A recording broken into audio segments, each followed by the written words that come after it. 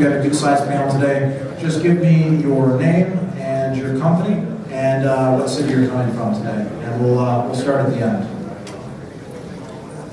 Hi, hello everyone. I'm Ji Han from Bitmain. I'm the co-founder and director of the company. Hi, I'm Guy Cohen. I'm the CEO and founder of Spondulistic. I'm coming from Israel. Hello, I'm Markus Streng, CEO of Genesis Mining. We're a cloud mining company, and I'm coming from Germany. I'm Andrew Yashchuk. I'm from Chicago. Currently, I'm working on hardware integration for storage. Good afternoon. I'm François Poupard. I'm CEO founder of Bitcoinbox and also founder of a mining farm based in the US, but I'm still living in Paris. Very good. Thank you, gentlemen. So I think the first question that's on everybody's mind this last 12 months, obviously we've had a big price change, and we all know that that has an effect on the economics for miners. And before I get into those questions of consolidation, I just want to take a quick poll of the audience and kind of get a sense for where everybody's at. Quick show of hands, who's already familiar with the basics of mining? Give me a good sense. Pretty much everybody in the room has a good sense of mining, so I won't delve too much into the beginner stuff. Why don't we jump right into consolidation? We're starting to see some mining companies buying other mining companies, some groups moving out of the ecosystem. Give me a sense for where consolidation is going. What's the pace of consolidation, and what's the end state? Where do we get in 12 months if the price were to stay, let's say, at a similar level to today? What does that do to consolidation? We're going to start at the end here. I think the mining will be consolidating to those low-cost areas, especially the electricity cost. And the cost to build the mining farm is also important. So that's why China maybe it's not the lowest cost in electricity, but it's now have the most hash rate over the world because the capex in China to build a mining farm is very low. Those there are not too much choices in this world, I think, to mine Bitcoin. Iceland, maybe Washington, Canada, China, or I don't have see much area choice in this world. But maybe more. So as far as I know, sometimes in China there are some special resources for some people to get a very low cost electricity. For example, they may be a farmer, they get some kind of maybe Subsidy? yes, a subsidy from government, so the electricity is low, so they get to warm up their farms, things like that. Well, what's the feeling on the panel? Is that the primary thing driving consolidation? Do you think it's electric prices and those that can really find cheap electricity and compete on that basis?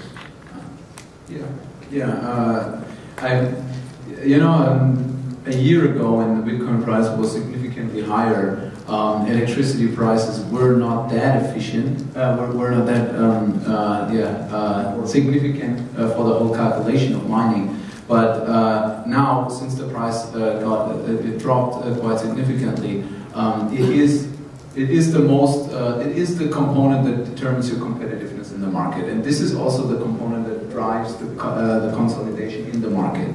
So there is at the moment a kind of war on the electricity sweet spots on the planet. Everybody wants to get the most efficient places, and companies like Genesis Mining or others established player in the market have their goal to get these best places, highest efficiency places, to deploy their massive farms there, and then offer users the opportunity to purchase and invest in mining and hash power at these locations instead of having to purchase miners and building them up at home. So electricity prices, in short, are the key driver of consolidation that is currently happening in the market. And I'm curious, the next physical barrier that the network is going to come upon is obviously the next block reward halving. As everybody knows, every 4 years the block reward halves. Originally it was 50 bitcoins per block. Today it's 25 bitcoins per block. In 2016, we'll get to our next halving, just next year, to that new 12.5 bitcoins per block level. Do you think that'll have a similar effect as it did last time? If, let's say, the price continues at the current level, whether that will really change the economics for miners? Spondulis, you want to take that? First of all, regarding consolidation, so we just announced our plan to merge with the Bitcoin Shop BTCS this morning. So you can see that we are post-consolidation. For us, the reason was the need to move to, in the past you could have done pretty good business by selling miners, but as the ecosystem progresses, and of course block halving will have that effect multiply. You expect ROI on much longer terms. So instead of selling the machines, you need to mine and wait 24 months and to recover the investment, etc. So it forces to move to other additional business practices that other companies in this field do. Regarding block halving, for sure, I think that if you assume current Bitcoin price will remain the same around September 2016, and unless there will be a significantly more advanced technology out there, it will have a huge impact. I think that only the strongest companies, the one that can deploy at a very low cost, will remain in the game. That's my opinion. And additional to that, I think it's completely correct, and I think that game theoretically, mining is really a business where the ones who have the highest efficiency with the hardware and the highest efficiency due to their infrastructure, electricity prices and so on, have the best spot. So that means they are able to continue mining while others are in the reds, while others have higher expenses than their rewards, and they have to drop out. And if they drop out, according to the rules of Bitcoin and the rules of mining in general, the pie that is given out by the network, these 3,600 Bitcoins currently per day, are spread amongst the players who continue to mine. So they will be more profitable, others have to drop out. So that means if the block halving is occurring, that means a huge hit by the ones that are not in the most efficient position, because they all need to drop out, but the ones who stay in the market still get the pie. Right. Well, how does the change in difficulty that we're seeing, Andrew, start to play into this equation? Obviously, we've seen a slowing of that difficulty rise. As one, we've almost caught up with Moore's Law as far as the size of nanometers that are the state of the art. Obviously, that has played a factor, as well as the price has played a factor in slowing the difficulty rate. I've seen some projections say it's going to double or triple this year. Obviously, that's a much slower rate of increase than we've seen in the past. Do you think that will lend itself to these miners continuing to be profitable? I think there are a lot of miners today that are still profitable by a very tiny margin, but they're forced to sell their Bitcoins. So actually, when the reward halves, if they don't have reserves, they will have to stop. I think the difficulty is...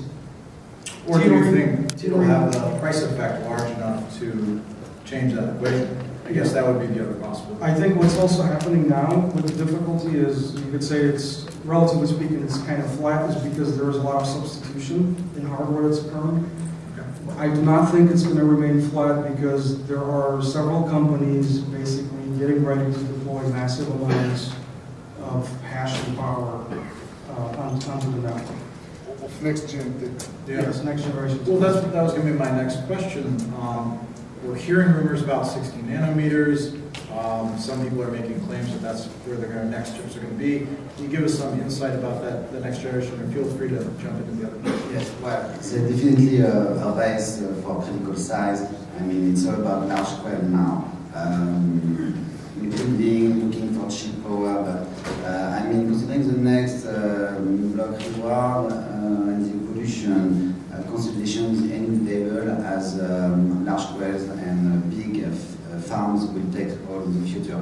Current total hash rate power is 340 pH per second, and looking at the backlog of the biggest manufacturer, we expect it to triple in 2015. So it's quite important adoption.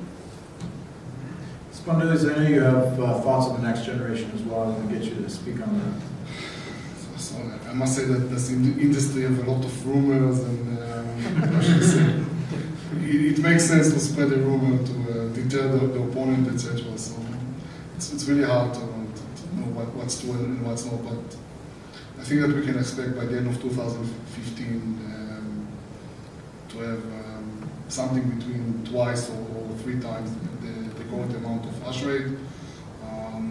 We're starting to see next gen, let's say, sub 0.3, sub 0.25 joule per giga machines pretty soon. Pretty soon, quarter, 2 quarters, and of course it will affect the hash rate. I think that the limiting factor will become access to funds and access to low-cost electricity. Now, there's also been a big change where the actual mining is taking place. We've seen geographies become much more substantially important. You mentioned earlier China has really taken a big lead now.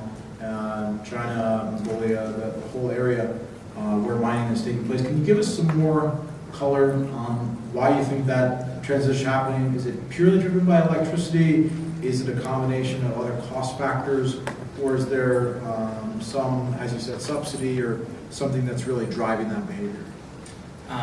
Yes, it's a combination of cost. It's the first thing, because Bitmain's production center is based in Shenzhen, and the shipping cost from Shenzhen to China nationwide is much lower than it's shipping to North America or shipping to Europe. So if we price a miner at the same price, Chinese miner will think it's very fair and very good price, but maybe Western miners will think it's too high. And right now in the market, maybe Bitmain provides a dominant choice for the miners. Some of other players are running out of stock, and some of them out of business.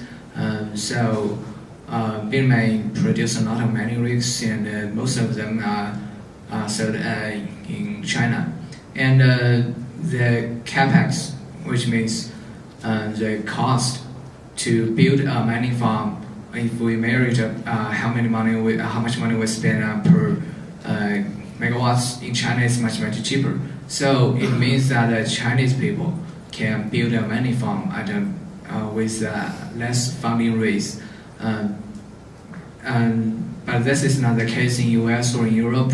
The regulation and the labor cost is very high, and the land is more expensive.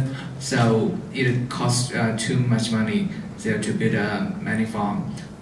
But I think this situation will change maybe next half a year or 1 year, because the hydro power in North America is less expensive than in China.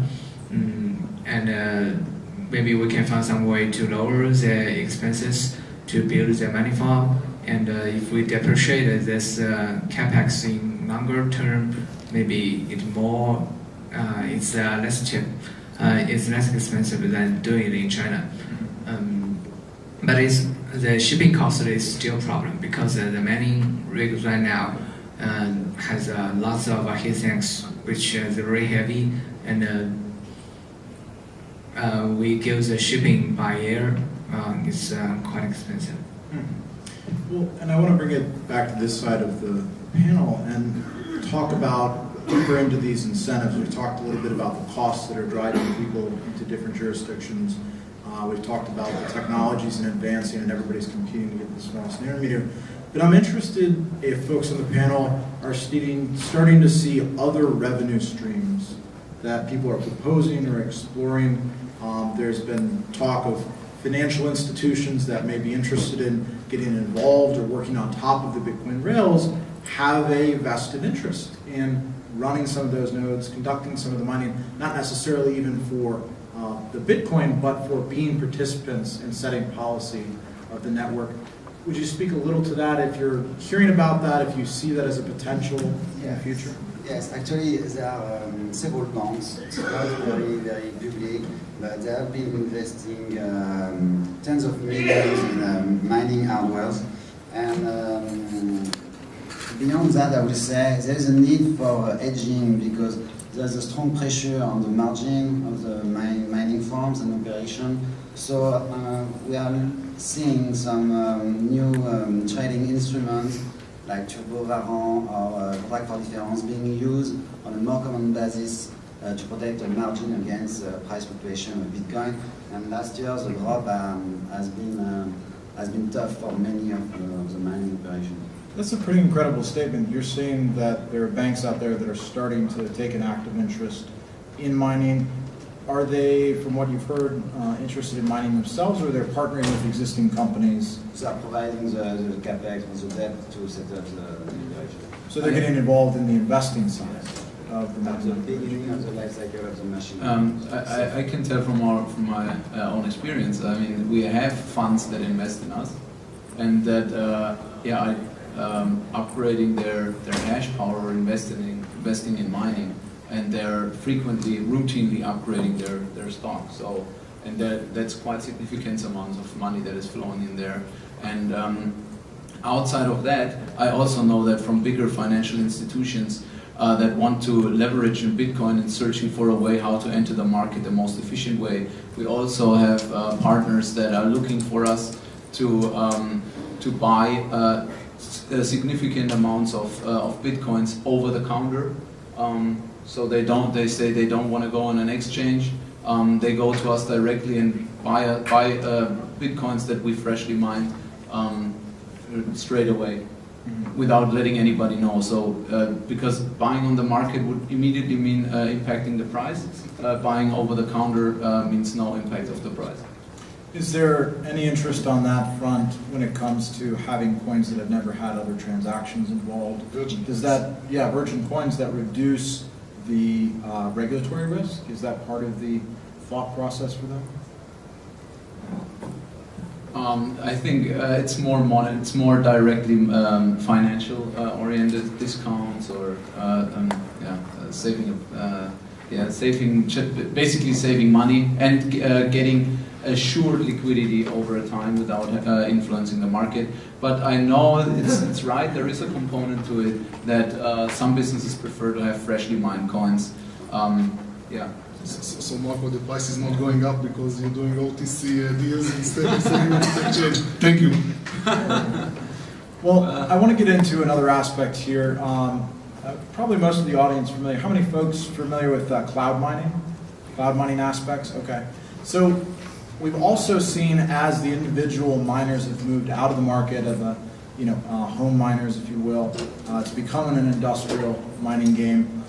There's also been a lot of people, I want to use cloud mining in order to still be part of this. But we've obviously seen a number of surveys. Many of the cloud mining projects have been accused of running schemes where they don't have as many Bitcoin as they claim. I want to challenge you guys to, where is the solution here for individuals that want to be involved in cloud mining? How do they know and how can they differentiate between groups that are going to disappear tomorrow and groups that can actually prove that they're doing the mining they say they're doing? Andrew, do you want to start? Yeah, sure. So I think the short-term solution would be some kind of physical audit, the traditional way. Long-term solution, I think it would be important for ASIC manufacturers to design the chips in such a way that the miner who's purchasing that mining contract can have cryptographic proof that their mining contract is running on X number of physical chips and it is their contract. Correct. I think that's those are very important points. I want to give some more points for the short-term future. For example, especially now, because really this the cloud mining market suffers quite some reputation because there is a lot of growing fraud occurring. because you have to see, I mean, it's a very profitable business for someone who want how can I say, to do fraud and to get a lot of money anonymously. You know, just to explain that to everybody, because it's very critical. For example, someone who says, I want to run an anonymous business. It's a perfect way to start a cloud mining operation. Anonymous, don't buy any miners, take money from the clients, claim that you're mining, and then paying out everyday coins to the clients as if they would mine. Roughly the similar amounts, or give them eventually even an unrealistically higher reward, and they think, oh, those operations have magic machines, they're even more profitable than the real ones. And that of course drives and spreads word of mouth. Hey, I'm approaching my ROI already with this operation, but in the end there is actually nothing in the bag, and it's just a pure Ponzi. And we have seen that quite a lot in the past. Operations have started, grown extremely fast, and collapsed after 3 months, and just ran away with all the money of the clients, and they have nothing to lose. They are anonymous. So they started, they make a pseudo-anonymity, they registered a homepage under a pseudonym, and then when they have enough money, they just shut it down, run away. And it is so crazy, actually, and so cruel that there was one cloud mining company that made the same scheme, and in the end, they played a song, Leave It Go or Leave It Be, or something like that, on their homepage and just vanished. It's ridiculous, and I think it's very important to educate people so that they're not running in any kinds of this trap. And I think my last estimation was that there are at the moment about, at least my count, about 38 cloud mining companies, and at least 29 of them were very highly, very likely fraudulent. And just to name maybe 2 points for immediate future, because now at the moment there is no kind of validation system that gives anyone a certainty that something is real or not. I think it's now really depending on the customer, and I think maybe those, maybe the most important points to recognize and not go into fall into a trap is, first of all, does a cloud mining company show pictures of their miners and farms? Are they really there? If necessary, to approach them and ask them whether they can get a trip through the farms. For example, we do it by providing helicopter rides for our bigger clients in Iceland over our facilities. Secondly, is the product itself, or are the prices realistic? Realistic, it's very difficult for an outsider or someone who is new to the market to see what is a realistic price. But you can, for example, take our price a bit as a reference and see if it's too way off. If it's really too way off, then you can at least conclude that eventually there is something wrong. And I think the third one is, for example, there are cloud mining operations who are offering services like click a button and boost the miner. Boost the miner now for 3 hours and get double of the payout. So something is so irrational. It's not possible. I mean, if it would be possible, why don't you want a turbo all the time, right? Why should you boost it every day? You're only allowed to boost it 3 hours or something. So that also happens. So, is the product realistic? Is the price realistic? Is the transparency there? And most important, are the owners anonymous? If they are anonymous, every alarm bell needs to ring, actually, because there is no real reason why a cloud mining operator should be anonymous if they have nothing to hide. Right. Well, no, I appreciate those points, and I think it can all be summed up by saying, do your due diligence. Yes. Yeah. Be careful about what you buy. Don't just take claims at face value when you're getting into it. And we're trying to establish, or we want to establish a kind of validation that is not oriented by us. Of course, users shall validate and give the operation kind of validation that they are really valid. But at the moment, it's not. There is no such a system. So it's really up to the users, the individual users. Everybody should be educated and do their due diligence before going into the wrong direction and falling into any of these anonymous traps. And that's really important to cover. And the last topic before we get into questions, we have about 10 minutes left. I just want to ask real quickly about what the funding environment is like. And are people having trouble raising capital as we go to the next set of chips? And is that going to further cause consolidation in the market if people can't make that leap to the next level? So on one side, we've seen 21 huge investment. Most of it will go probably towards mining, no matter what they're saying. And we've seen KMC round, we've seen last year's reviewing rounds.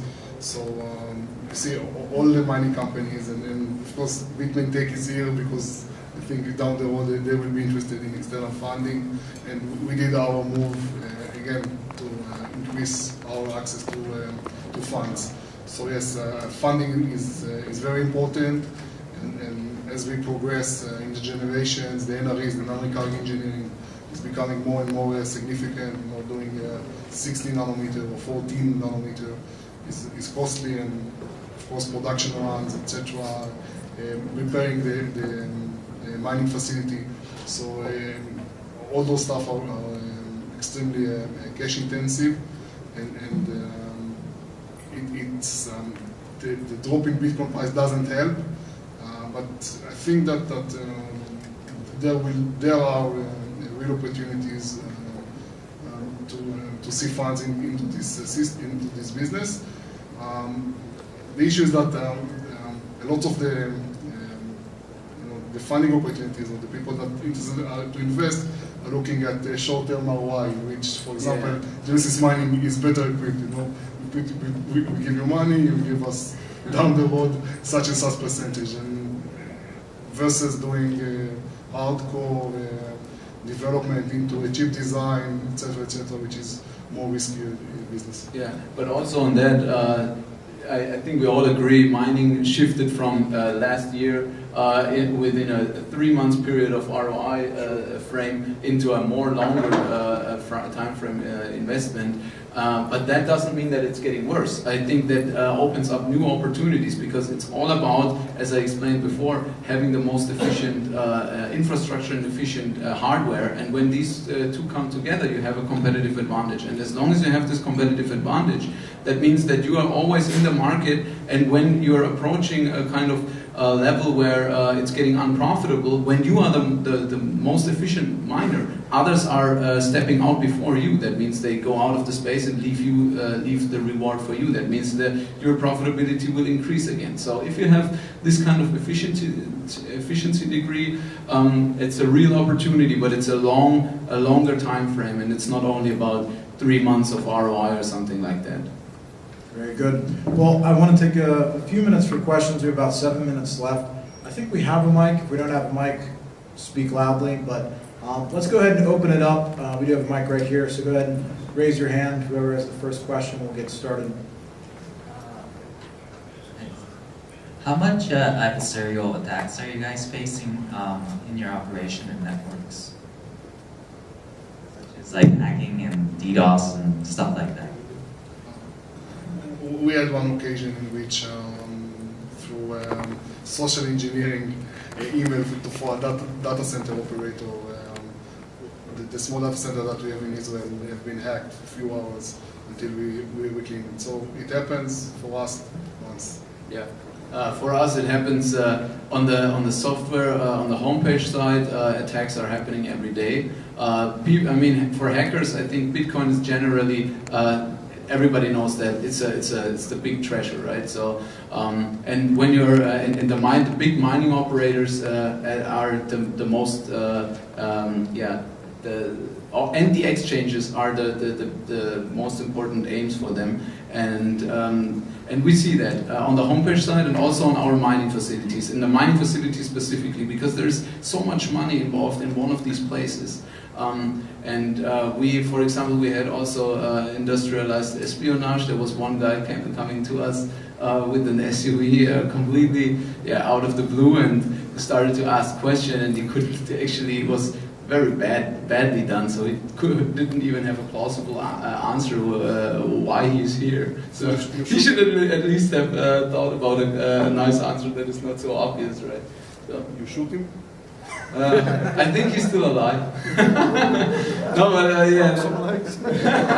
So it's, I mean, and yeah, so this is, espionage is happening, and also, I think regarding the security, it's critical. So we also have alarm system, we have sensors that track motion, and yes, and we do our best. Really, we work together with a security company that is really focusing on keeping the site safe. I think we had another question over here. Oh, hi. Okay, guys, I heard you saying about the provision of the hash rate coming up 3 times, as we have right now. And my question, I've been mining, everybody know me there, I've been mining for 3 years, and my question is, we are going to new chips, new ASICs, and everybody knows that we are going to sub 30, 28, we don't know for sure, but my question is, if we are going to 3 times the hash rate that we have right now, even those new ASICs, they will be unprofitable. So that's my question, who's going to control that hash rate? Because if it's going three times that, if we see 3 times hash rate right now that we have, even new miners, we are talking about the new ones, the new generation, they will be unprofitable. So that is my question. Thank you. First, when those new ASICs come into the market, older generation will be driving out of the market. So if we produce the many rigs doubles the difficulty, and we will find that the difficulty may increase only 20% or 30%. So the older generation will be driving out of the market. So that's the first thing or the most important reason to produce the newest generation of ASICs. And maybe there is a hope that the exchange rate will be raised. So this is another kind of speculation. Because when you produce many rigs, if you assume that the price stable, however, if the exchange rate of Bitcoin increase 1%, you will find the value of the many rigs maybe have 2% or 3% of increase. So this kind of a leverage to bet the Bitcoin increasing. Take a very brief example. If your mining rigs are running at now 10% margin rate, gross margin, maybe it's almost worthless. But if the Bitcoin price doubles, so your mining rigs worth not. So this is kind of an average. So that's why people are still buying mining rigs now. So this is one of the reasons, because it had an averages, and some of the players in the market think that they can plant their hash cores into the TV set or the routers, so they will have essentially free electricity. Though I think this idea is a little bit crazy, but it's kind of rational. Okay. Yeah, so just one thing, I think this is a very critical point, and probably the most important question for every miner. And I can assure you, although very few points are certain in the mining business, but I can tell you that a scenario where it will be unprofitable for all miners, that will not happen. Because this cannot happen, because then nobody would mine, right? So it's always like that. It can only be unprofitable for some persons in the spot, and that is why, because other persons, other miners are in a better efficiency spot where they still continue to make profit, while others have worse conditions and they have to drop out. And that way, I think I agree to Jihan. I think at the moment it's a real opportunity, especially the prices due to the Bitcoin drop. Hardware manufacturers are giving out hardware for very, very cheap prices. That means if you are going now into the mining business and the prices are rising, that will become a huge rush again. And I can only tell you what we have experienced end of 2013 when the price rose from 100 to 1,000. It was incredible, right? Everybody saw, oh no, the price is now at 1,000. Oh my God, I missed to buy before where the Bitcoin price was low. So now, okay, I just buy miners. It's still a way to get cheap Bitcoin. But everybody thinks so and knows that. So everybody blasts huge amounts of money in mining. The problem is that there are not endless chips, right? And there are not endless capacities on the planet. So there would be a huge rush. And at some point, all the mining hardware will be sold out again if the Bitcoin price is rising. So it needs to be waited until new chips are produced. So at that scenario, clearly everybody who already has miners or already bought hash power in the cloud will be in a much more favorable position. Yeah.